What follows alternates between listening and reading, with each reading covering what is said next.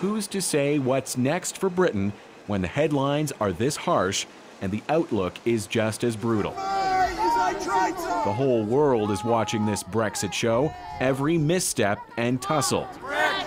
And Theresa May's former spokesman partly blames his old boss. When it came to the crunch, they weren't ready for it. They weren't ready to give ground and come to an accommodation. And that's why we've got so stuck. We're just making a spectacle of ourselves. It's embarrassing. Parliament is stuck, with MPs saying again and again what they don't want, but never what they would support. And this vote doesn't help. Order. Parliament focused today on whether Britain should leave the EU without a divorce deal. But this House has to decide. It has to decide what it wants. The Prime Minister still trying to appear in control, Mr. Speaker, with hardly a leg to stand on and barely a voice to speak with. I may not have my own voice, but I do understand the voice of the country. And that is, people want to leave the EU.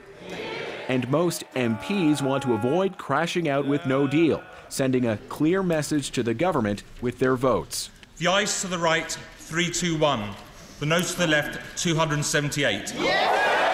The result doesn't force the government to reach a new deal, but it is another stinging rebuke to the Prime Minister. The deal on the table is indeed the only deal available. And it further muddles an already complicated breakup. Whatever happens, deal or no deal, we need to respect the result of the referendum and leave the European Union. That exit date, known for 2 years, is now in question, with MPs voting tomorrow on requesting a Brexit delay. So much for planning ahead. Thomas Dagler, CBC News, London. So about that parliamentary vote tomorrow. MPs will decide whether Britain asks the EU to extend the negotiating period, pushing the official leave date to June 30th. Now, if that happens, all 27 EU countries would have to approve an extension.